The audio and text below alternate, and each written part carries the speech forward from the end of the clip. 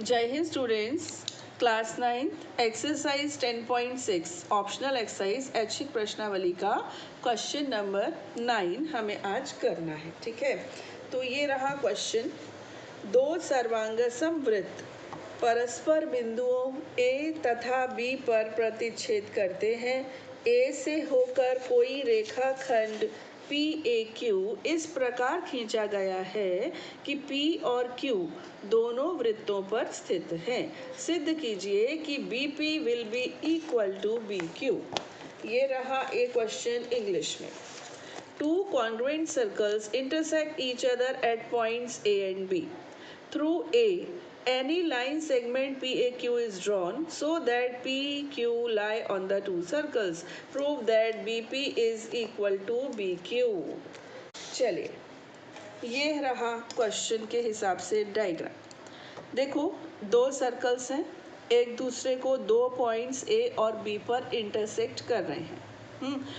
और एक ए पॉइंट से जाने वाली लाइन है, उसका नाम है पी ए क्यू। पी एक सर्कल का पॉइंट, क्यू दूसरे सर्कल का पॉइंट। ओके, आपको क्या बताना है? आपको बताना है कि अगर आप बी को पी से और बी को क्यू से ज्वाइन कर देंगे तो B P will be equal to B Q.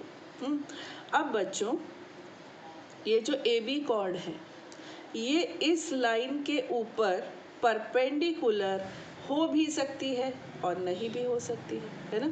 अनगिनत इनफाइनाइट केसेस में से एक केस है कि ये हो सकता है कि ये इसके ऊपर परपेंडिकुलर हो। और अगर परपेंडिकुलर है तो ये क्वेश्चन बहुत इजी है ना। तो हम दोनों केसेस लेंगे, परपेंडिकुलर है और परपेंडिकुलर नहीं है। तो ये पहला केस मैंने लिया है जिसमें ये परपेंडिकुलर है। हाँ, अगर आप पूरे मेजरमेंट्स के साथ डायग्राम बनाओगे ना बच्चों, तो ये जो आपकी लाइन होगी ना, ये 100% सेंटर से होकर पास होगी। ठीक है, 100%। क्यों होगी? देखो, ये हमने क्या बोल दिया, परपेंडिकुलर है। दैट मीन्स ये एंगल कितने का है? 90, है ना। अब किसी सर्कल पर एंगल बन रहा है 90, that means this is the angle of semi circle, है ना। और सेमी सर्कल कहाँ से बनता है? डायमीटर से। That means P B is the diameter. Similarly ये एंगल भी 90 है ना। That means B Q is the diameter and these two circles are congruent. ये सर्वांगसम वृत्त हैं, यानी इनकी त्रिज्याएं बराबर हैं। तो जब त्रिज्याएं बराबर हैं तो व्यास भी बराबर होंगे। तो B P is equal to B Q. ये वो केस है बेटा जब ये परपेंडिकुलर है। ठीक है, लेकिन हमें एक पर्टिकुलर केस नहीं करना होता, हमें जनरलाइज करना होता है। तो या तो ये लाइन ऐसे टेढ़ी बना दो, है ना, और या फिर ऐसे टेढ़ी बना दो। तो जैसे चाहो वैसे टेढ़ी बना दो। हम ये इमेजिन कर रहे हैं कि ये जो ए बी है ये पी ए क्यू पर परपेंडिकुलर नहीं है। अब मैंने अपना पी यहाँ ले लिया और क्यू मैंने यहाँ ले लिया। Got it. और अब जब हम पी बी और पी क्यू को ज्वाइन करेंगे ना, ये देखिए पी बी और ये पी क्यू आपको दिखने से थोड़ी सी अनइक्वल लग रही होंगी, बट जब आप मेजर करोगे तो ये इक्वल ही आएंगी। ऐसा हमको बोल रही है। देखो देखो, पी थोड़ा आगे निकल गया है ना, यहाँ रखेंगे इसको, क्यू को आगे ले लेंगे तो इस तरह से आएंगी इक्वल। तो बनाने में, और ये पेंसिल भी ब्लंट हो जाती है काम करते करते। एनीवेज, हमको बताना है P B is equal to P Q in other cases. Okay, इसको कैसे करना है? देखिए, मैंने छोटा सा एक एक्सपेरिमेंट आपके लिए तैयार किया है, इसकी मदद से मैं आपको इसको समझाती हूँ। ऐसे समझ लो, चलो ठीक है। ये दो सर्कल्स हैं, ये मैंने अपनी बेंगल से बनाए हैं, तो इनकी रेडियस सब सेम है।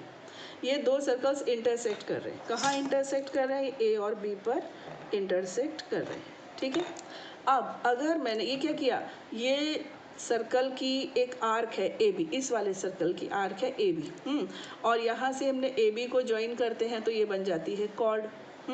तो मुझे यहाँ पर इसकी कॉर्ड भी बना देनी चाहिए, क्योंकि मुझे कॉर्ड से मतलब है, ना कि आर्क से। ये रही कॉर्ड। ये पोर्शन भी कलर करना होगा, ये वाला। ठीक है, ये पोर्शन भी मुझे कलर करना होगा। इससे क्या हुआ बेटा, इस कॉर्ड ने इस सर्कल के दो सेगमेंट बना दिए, एक माइनर एक मेजर। देखो ना, ये वाला सेगमेंट कौन सा है? माइनर है। और ये वाला सेगमेंट कौन सा है? मेजर है। ऐसे ही इस वाले सर्कल के लिए ये कॉर्ड ने कोई भी कॉर्ड होती है वो सर्कल को दो सेगमेंट्स में डिवाइड करती है, ये माइनर है तो ये मेजर है, ऐसे होता है। तो ये कॉर्ड है, कॉर्ड ने एक मेजर सेगमेंट बना दिया, एक माइनर, इधर के लिए भी ये माइनर ये मेजर है ना। अब अगर मैं, क्योंकि मैंने उसको कॉर्ड आर्क के हिसाब से ले लिया था तो थोड़ा सा देख लेना, ये देखो ऐसे है ये सर्कल्स, ठीक है। अब मैंने इनको काट के जब अलग किया तो ये इस सिचुएशन में आएंगे, इस तरीके से आएंगे ना ये। तो अब मैं अगर इनको, ये कॉन्ग्रुएंट है, इनकी रेडियस सेम है, ऐसे रख दूँ ऐसे, तो आपको क्या लगता है एग्जैक्ट कवर होगा कि नहीं होगा? होगा। क्यों कवर नहीं होगा? एग्जैक्ट कवर होगा, क्योंकि दीज टू आर कॉन्ग्रुएंट, ठीक है। तो ये जो मेजर सेगमेंट है ना, दोनों सर्कल्स के जो मेजर सेगमेंट है ये एक दूसरे को कवर करेंगे। तो ये सब करने का, समझाने का, थोड़ी सी पता है ये गुगली क्यों हो गई, मैंने कॉर्ड नहीं बना के रखी, आर्क बना के रख दी।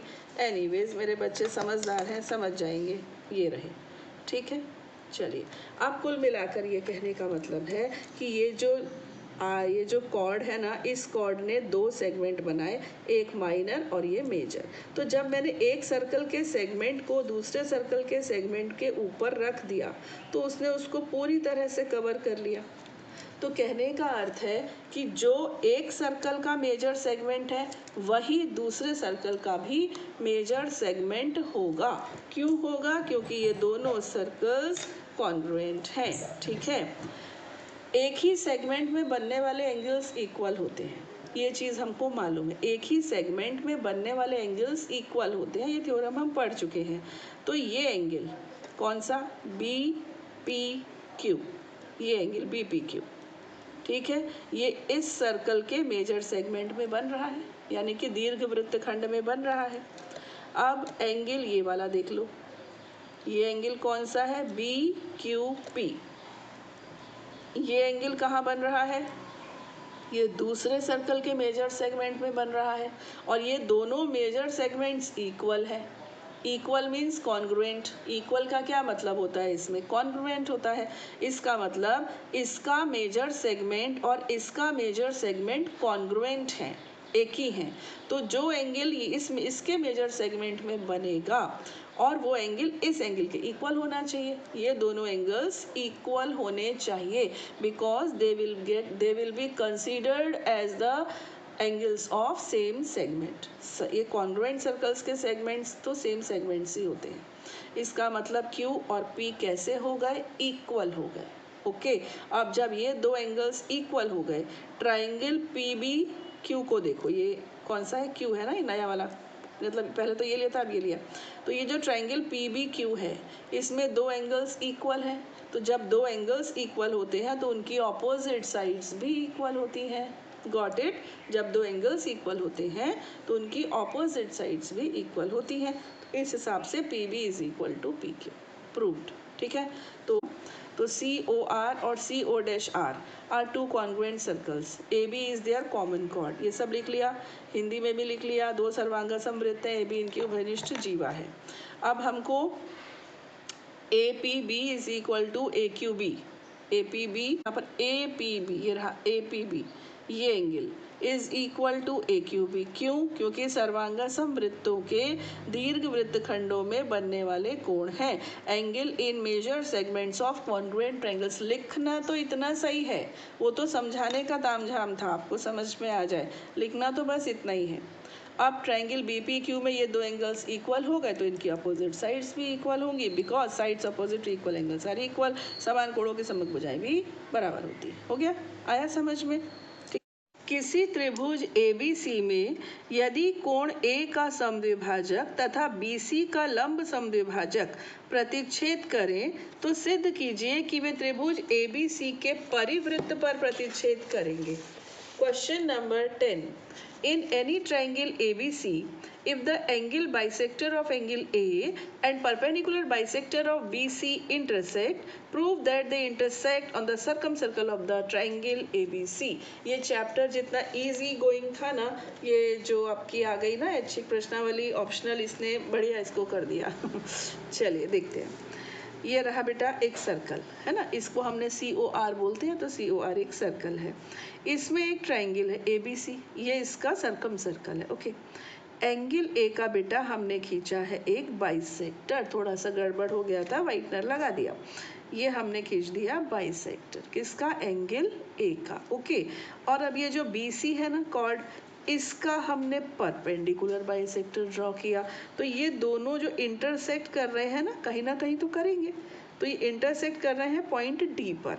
हमको ये शो करना है कि ये जो पॉइंट D है, it will lie on circle, ये सर्कल की बाउंड्री पर लाई करेगा। ये हमारा क्वेश्चन है, ये वो हमसे प्रूव करने को कह रहे हैं। ठीक है, ज्योमेट्री हो और कंस्ट्रक्शन ना हो, कंस्ट्रक्शन तो करना पड़ता है।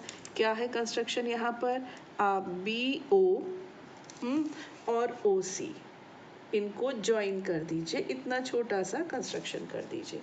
ओ क्या है बेटा? सेंटर है ना, इनको हमने ज्वाइन कर दिया। सुनना ध्यान से, बहुत सिंपल है, बहुत सिंपल है। एंगल ए का ये क्या है? बाइसेक्टर। तो इसने जो दो पार्ट्स किए वो इक्वल किए ना, दोनों पार्ट्स को मैंने x डिग्री का मान लिया, क्योंकि आधे आधे हो चुके, x ये। ओके, अगर पूरा एंगल बोलूँ तो कितना बोलूँगी? 2x है ना, पूरा एंगल 2x है, और ये हाफ पोर्शन x, ये हाफ पोर्शन x। इतना क्लियर हो गया। नाउ ये जो एंगल है बेटा, ये किस आर्क ने बनाया है? ये बनाया है BC ने। देखो आप, चाहे आर्क बोल दो चाहे कॉर्ड, एक ही बात है। इस समय का आर्क BC ने ये एंगल सबटेंड किया है, और आर्क BC ने सेंटर पे कौन सा एंगल सबटेंड किया है? BOC है ना, BOC सबटेंड किया है। उस एंगल BOC एंगल ए का ट्वाइस होगा, डबल होगा, होगा या नहीं? थ्योरम 10.8 क्या कहती है कि an angle subtended by an arc at the centre is twice the angle subtended by the same arc in the alternate region. किसी चाप द्वारा केंद्र पर बनने वाला कोण उसी चाप द्वारा एकांतर खंड में बनने वाले कोण का दुगना होता है ना। तो ये कितना हो गया? ये 2x था, तो ये हो गया 4x। सिंपल है ना, ये 2x, ये 4x। इतना आ गया समझ में? चलिए आगे बढ़ते हैं। ये क्या है बेटा? ED BC का परपेंडिकुलर बाइसेक्टर है, और ये तो हमारी सबसे पहली थ्योरम थी। क्या थी? कि किसी भी कॉर्ड का, नहीं थ्योरम नंबर तो 1 2 को कंबाइंड करके जो बना था वो मैं रिजल्ट आपको बता रही हूँ, कि किसी भी कॉर्ड का जो परपेंडिकुलर बाइसेक्टर होता है, लंब समद्विभाजक होता है, वो केंद्र से होकर गुजरता है। ये फर्स्ट और सेकंड थ्योरम का एब्स्ट्रैक्ट था, तभी तो हमने 3 नॉन कोलिनियर पॉइंट से जाने वाला सर्कल बनाया था, वो सब पुरानी बातें हो गई। तो किसी भी जीवा का जो लंब समद्विभाजक होता है वो केंद्र से होकर गुजरता है। इसका मतलब ये जो ED है, ये definitely it is passing through O से होकर ये गुजर रहा है। दो त्रिभुज बन गए, OMB और OMC, कुछ भी नाम बोल दो है ना, BOM COM कुछ भी बोल दो। अभी हाल फिलहाल हमें पता नहीं है ना कॉन्ग्रुएंट है तो कैसे है, अभी हम बोल रहे हैं OMB और OMC। OM common, BM is equal to MC क्योंकि समद्विभाजक है, बाइसेक्टर है। BO is equal to OC क्योंकि रेडियस है ना। कौन सी अप्लाई हो गई? SSS। ओके, SSS से दोनों ट्रायंगल्स कैसे हो गए? कॉन्ग्रुएंट, हमारा आंसर आने ही वाला है, कॉन्ग्रुएंट हो गए ना। ये एंगल और ये एंगल कैसे हो गए? इक्वल हो गए। इसका मतलब BOM, अगर O बोलूँ तो BOM is half of BOC, है कि नहीं? BOM is half of BOC। Got it? तो ये पूरा एंगल कितना था? 4x था कि नहीं? देखो 2x का डबल 4x।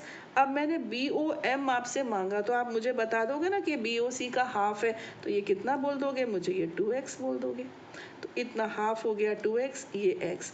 अब BOM 2x है, BAM कितना है? x। ठीक, m को प्यार से आगे बढ़ा दूं, D, तो जो मैं BOM बोल रही हूँ, क्या मैं इसको BOD नहीं बोल सकती हूँ? बोल सकती हूँ। जो BOM है वही BOD है। ओके, जो BA, इस पॉइंट का मैंने नाम नहीं रखा है, समझो N है ना, जो BAN है वो ही तो BAD है। ये एक बारीक सी चीज़ है जो आपको समझनी है, बहुत बारीक सी प्यारी सी चीज़ है।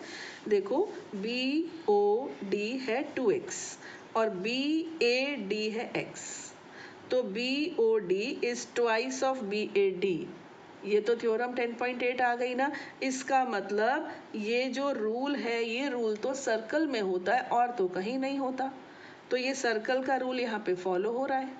क्या रूल फॉलो हो रहा है कि किसी आर्क के द्वारा सेंटर पे बनने वाला एंगल इसी आर्क के द्वारा अल्टरनेट सेगमेंट में बनने वाले एंगल का ट्वाइस होता है। तो ये रूल यहाँ पे फॉलो हो रहा है।